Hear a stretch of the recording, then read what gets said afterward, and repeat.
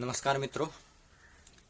अब हम लोग संख्या संबंधी प्रश्न के नए टॉपिक देखेंगे जिसमें इकाई अंक निकालना। ठीक है, इकाई अंक कैसे निकलता है उसके बारे में हम लोग देखेंगे। जैसे दिया जाएगा कि 3, 4, 5, 0, 2 और इसका पावर 7, 2, 1, इसका इकाई अंक क्या होगा? इकाई अंक क्या होगा?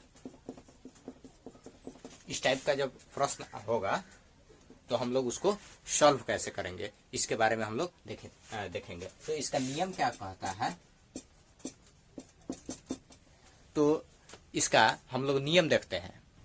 तो इसका नियम कहता है कि यदि कोई किसी संख्या के इकाई अंक 0, 1, 5 या 6, अगेन आई रिपीट 0, 1, 5 या 6, ठीक है, में से कोई एक हो तो उस संख्या का घात यानी पावर कुछ भी क्यों न हो, सरल करने पर इकाई अंक क्या रहता है? अपरिवर्तित रहता है। यानी जिसका पावर 0, 1, 5 या 6 जब रहेगा तो उसका कितना भी सॉल्यूशन करेंगे तो उसका इकाई अंक वही रहेगा, कोई चेंजिंग नहीं होगी। ठीक है, जैसे एग्जाम्पल हम लोग देखते हैं।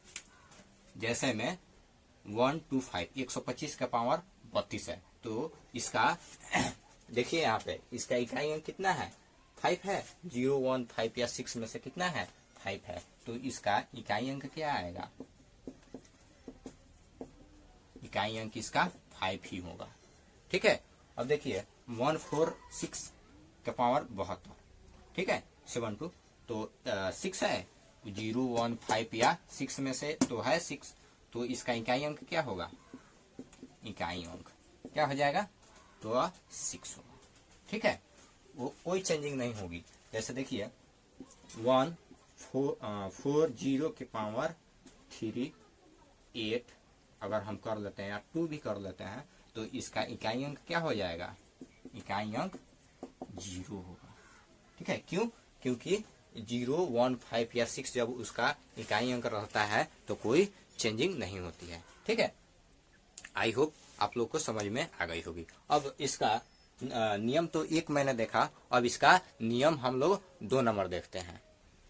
अब हम लोग नंबर 2 देखते हैं। नंबर 2 क्या कहता है? नंबर 1 तो मैंने देख लिया। अब देखिए चूंकि प्रत्येक संख्या के 5वां, 9वां, 13वां, 17वां डॉट घात में इकाई का अंक स्वयं संख्या का ही इकाई अंक होता है। ठीक है, फिर से मैं रिपीट कर देता हूं। चूंकि प्रत्येक संख्या के 5वां, 9वां, 13वां, 17वां घात में इकाई का अंक स्वयं संख्या का ही इकाई अंक होता है, अर्थात संख्या का पहला घात के बाद प्रत्येक चौथा घात में इकाई का अंक स्वयं संख्या का इकाई अंक ही होता है। ठीक है, अतः किसी संख्या का घात n हो तो इकाई अंक ज्ञात करने के लिए n को 4 से विभाजित करने पर जो शेषफल आएगा वह शेषफल को उस संख्या के इकाई अंक पर घात यानी पावर होगा।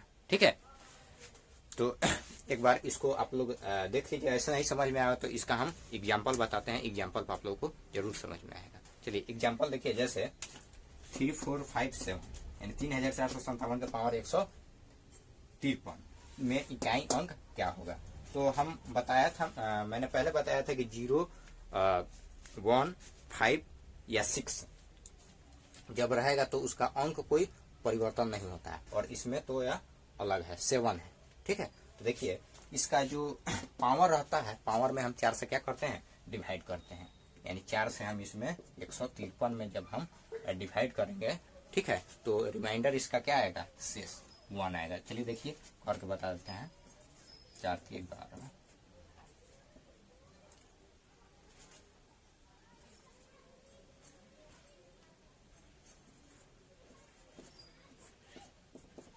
इसका शेषफल 1 आएगा। ठीक है, तो शेषफल जब 1 आएगा तो यहाँ पे हम शेषफल लिख लेंगे। यानी यहाँ पर ऐसे लिख लेंगे 153/4 से, तो शेषफल मेरा शेषफल कितना आया?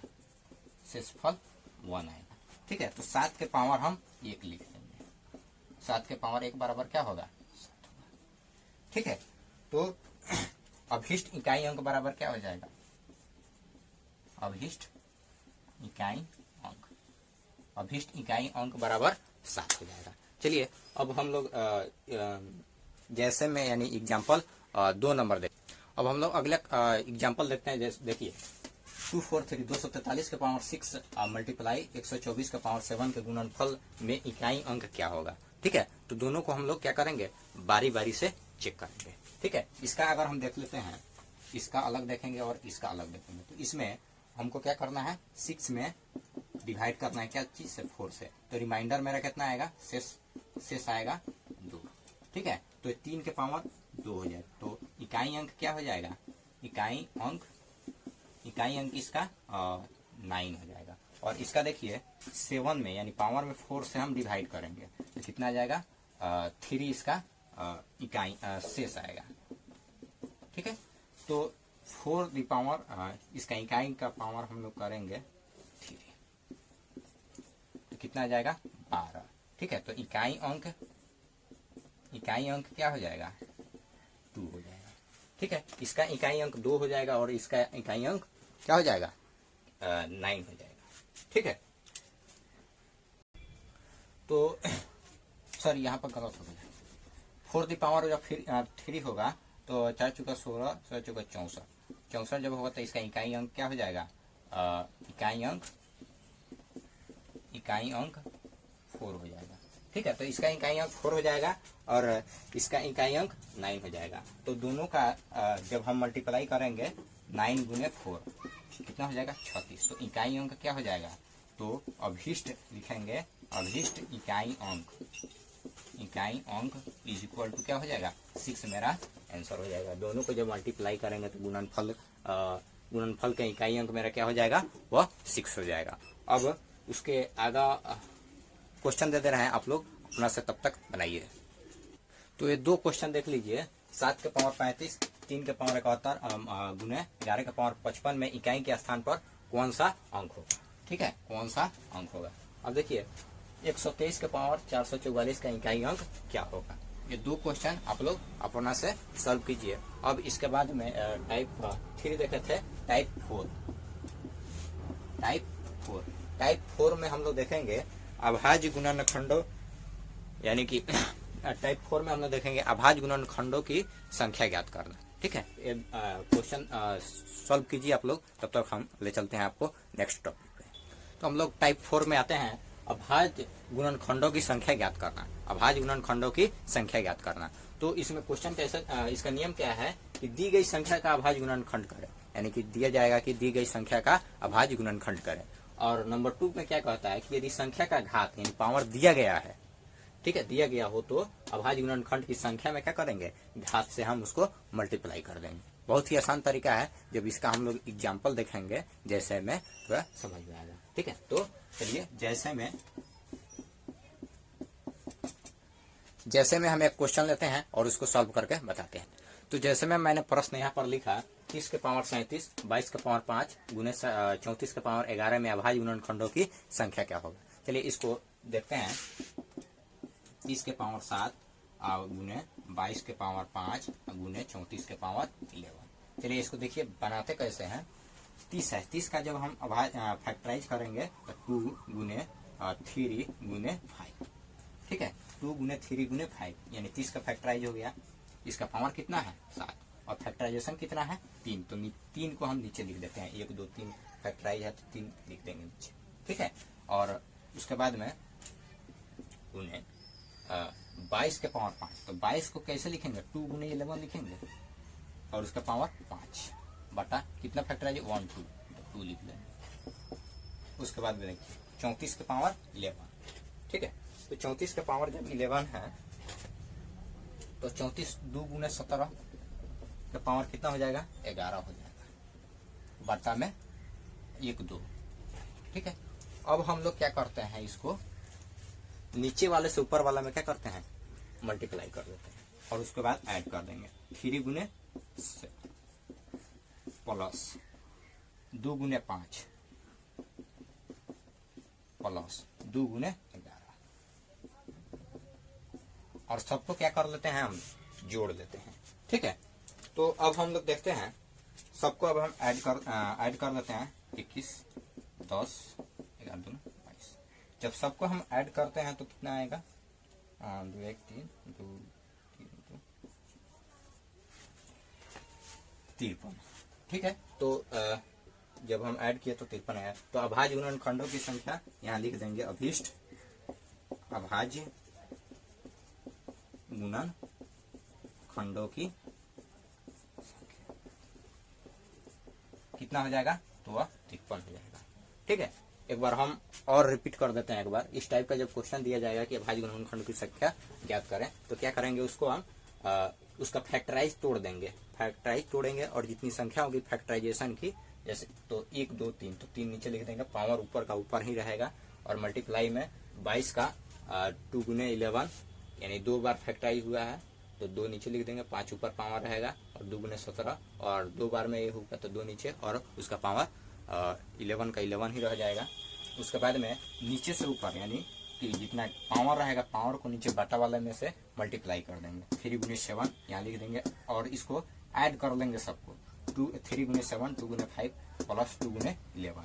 ठीक है, तो 7 का 21, 10, 22 सबको ऐड किया तो मैंने 53 इसका कैलकुलेशन करने पर आया, ऐड करने पर। अब इसका जैसे में यानी कि एग्जाम्पल नंबर हम 2 देखते हैं।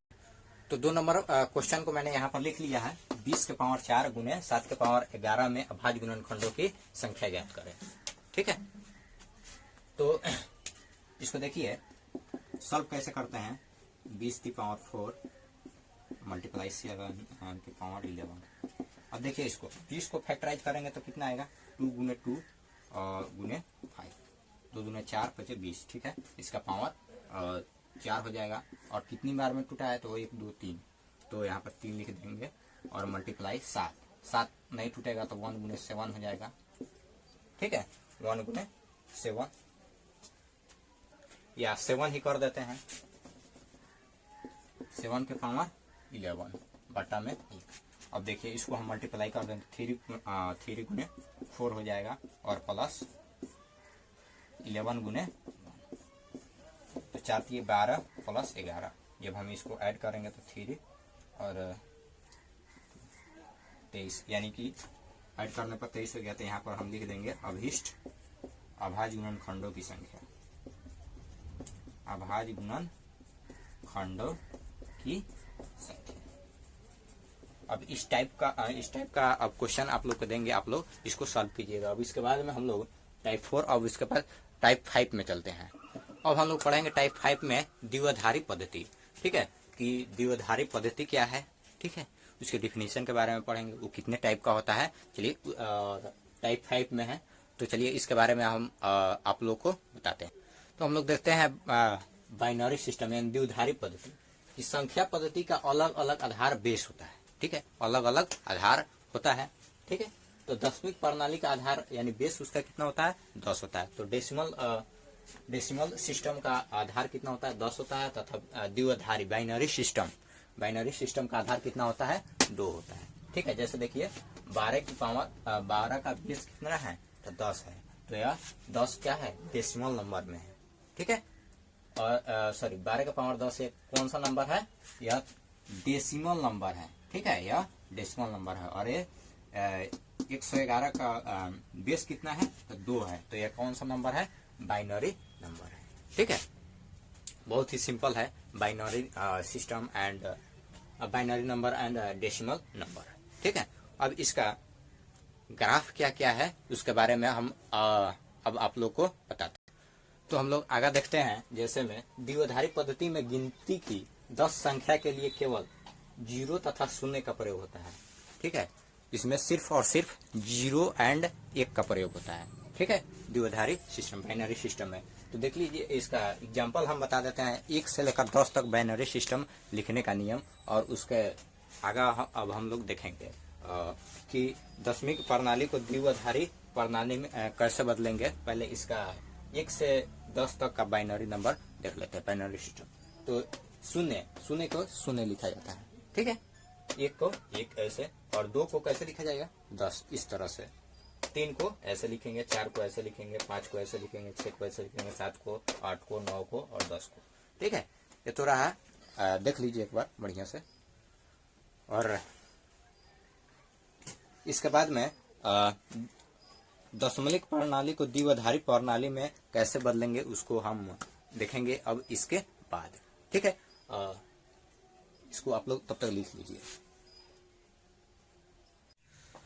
तो हम लोग देखते हैं नेक्स्ट, द्विआधारी प्रणाली को दशमिक प्रणाली को द्विआधारी प्रणाली में बदलने का नियम। ठीक है, कैसे कैसे बदलेगा दशमिक प्रणाली को द्विआधारी यानी बाइनरी सिस्टम में बदलने का नियम। तो चलिए देखते हैं इसका नियम। नियम क्या कहता है कि किसी भी दशमलव अंकन को द्विआधारी अंकन यानी बाइनरी सिस्टम में बदलने के लिए, डेसिमल नंबर को 2 से तब तक विभाजित किया जाता है जब तक भागफल 1 न हो जाए। यानी तब तक विभाजित किया जाता है तब तक भागफल 1 न आ जाए। ठीक है, उसको हम फैक्टराइज करते रहेंगे। ठीक है, जब तक कि मेरा भागफल 1 ना हो जाए। चलिए देखिए कि क्वेश्चन एक लेते हैं, जैसे में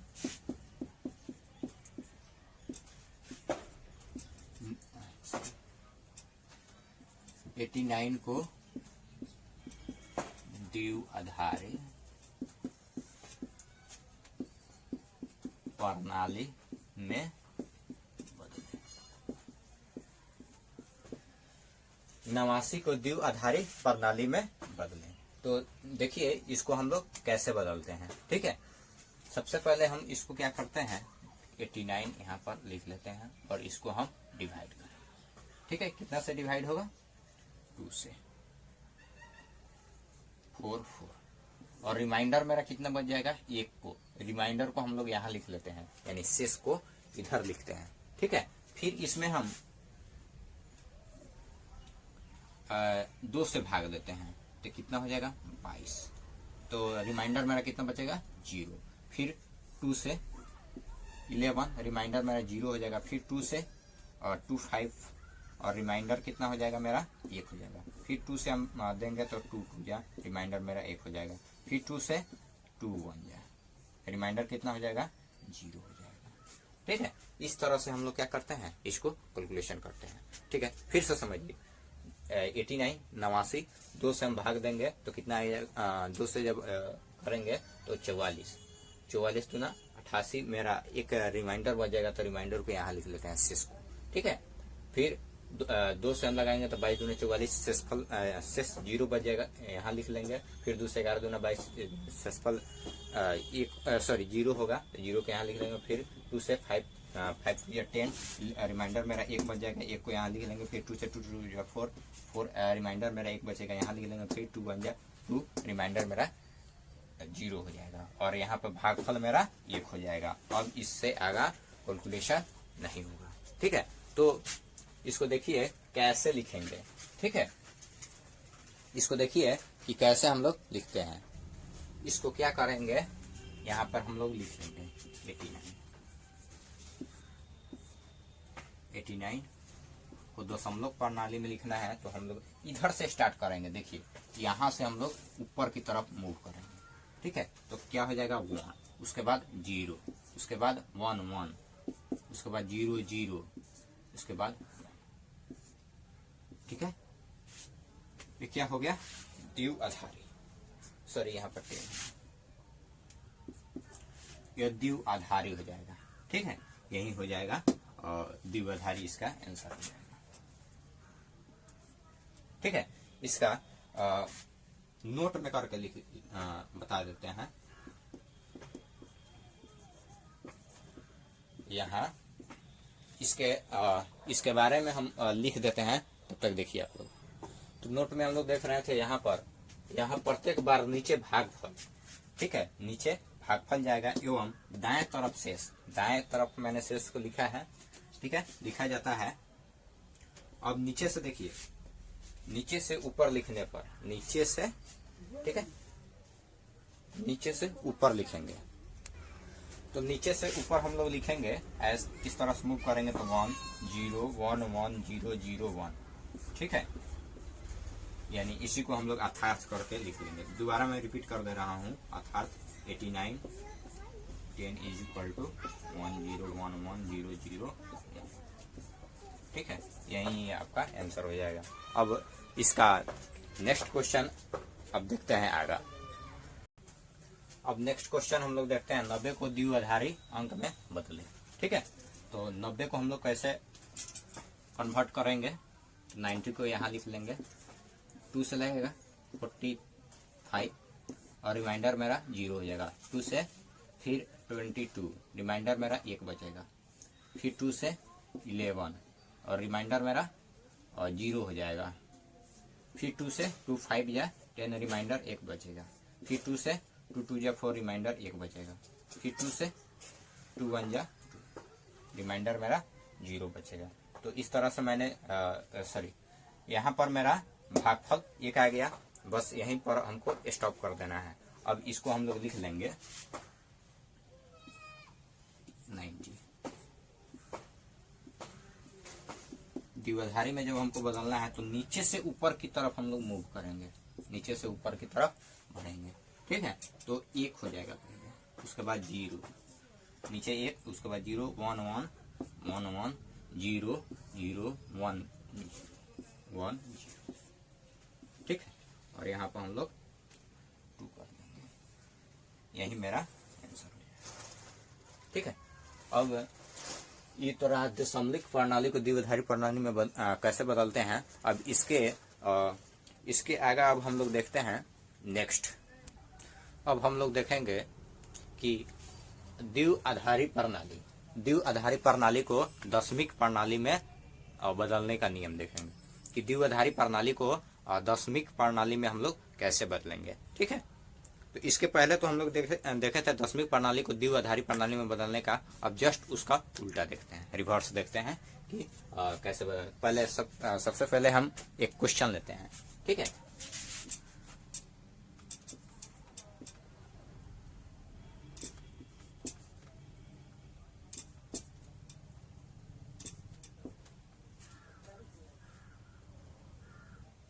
तो क्वेश्चन मेरा हो गया कि 1001 10012, यानी कि यह द्विआधारी प्रणाली में है, इसको दशमिक प्रणाली में कैसे बदलेंगे, ठीक है। तो क्या करते हैं हम, इसको ऐसे लिख लेते हैं, ठीक है। देखिए इसको बदलते कैसे हैं, पहले सबसे पहले ऐसे कर लेते हैं 1 0 0 1 और इसको इस तरह इसको घेर लेते हैं, ठीक है। इसको डायग्राम ऐसे बना लेते हैं, ठीक है। तो देखिए 2 सब जगह हम ले लेते हैं, ठीक है। 2 सब जगह ले लिए। अब 2 के बाद देखिए इधर कितना डिजिट है 1 2 3, तो उसको पावर हम 3 लिख देते हैं। फिर इसके बाद देखिए 1 2, तो 2 लिख देते हैं। फिर इसके बाद देखिए तो 2, इसके बाद 1 और यहाँ पर, ठीक है। तो इसको देखिए कैसे हम लोग फिर इसको कन्वर्ट करेंगे। तो 1 का ये 1 हो जाएगा, मल्टीप्लाई 2 के पावर 3 इधर आकर के गुना हो जाएगा, ठीक है। और प्लस 0 गुने 2 के पावर, ठीक है, प्लस 0 गुने 2 के पावर और फिर प्लस 1 गुने 2 के पावर 0, ठीक है। तो कितना हो जाएगा 8 हो जाएगा, 2 दूनी 4 दूना 8 और ये 0 हो जाएगा, ये 0 हो जाएगा और ये 1 हो जाएगा। तो ऐड करेंगे तो कितना हो जाएगा 9, ठीक है। तो ये कितना हो जाएगा 9 हो जाएगा। तो अब हम लोग क्या करते हैं,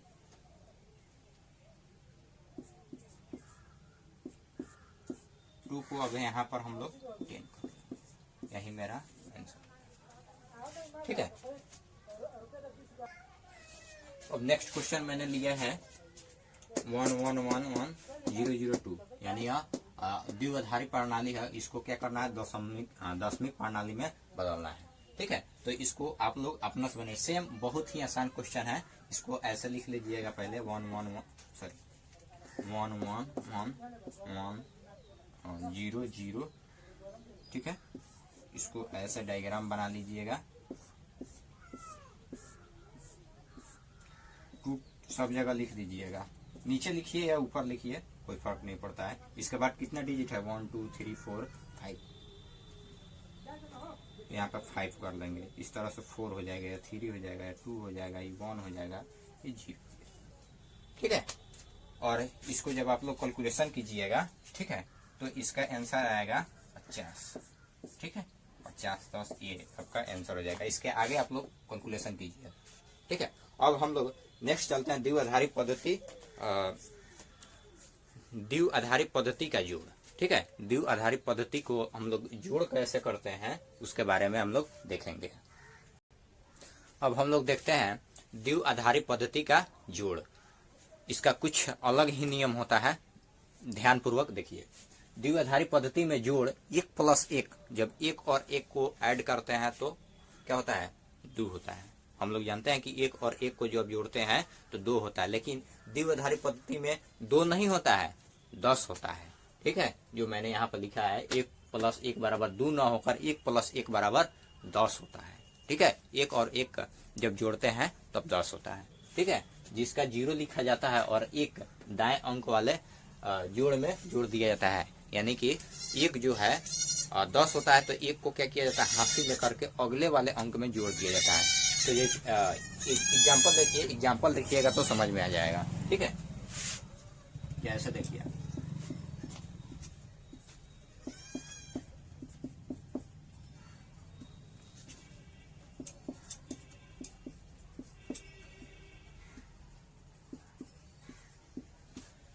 एक 101 + 11, इसको जोड़ेंगे हम लोग कैसे, देखिए 101 को ऐसे लिखेंगे और ऐसे लिखेंगे, इस तरह से हम लोग शुरू से बचपन से ही जोड़ करते आए हुए हैं।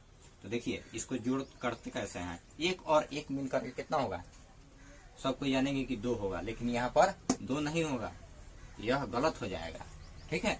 2 ना होकर के क्या होगा, 1 और 1 मिल करके 10 हो जाएगा, 10 का 0 हाथ में 1 ए और 1 हाथ में का कितना होगा, 10 होगा, 2 नहीं 10 होगा, 10 का 0 हाथ में 1 और 1 हाथ में का 10, यही मेरा आंसर है।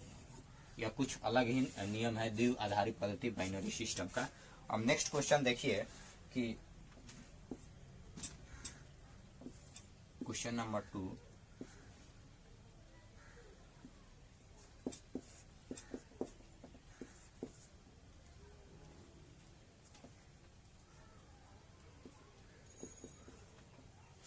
क्या होगा।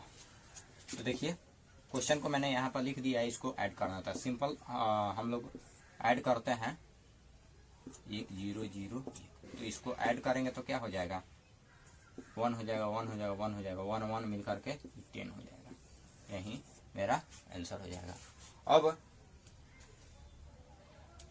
अब इसके बाद हम लोग देखेंगे गुणनफल करने का, ठीक है। गुणनफल के बाद शून्यों की संख्या, गुणनफल के बाद शून्यों की संख्या ज्ञात करना, गुणनफल के बाद शून्यों की संख्या ज्ञात करने का हम लोग नियम देखेंगे कि इसको कैसे हम लोग ज्ञात करते हैं, ठीक है। तो इसको तब तक हम बोर्ड साफ करते हैं।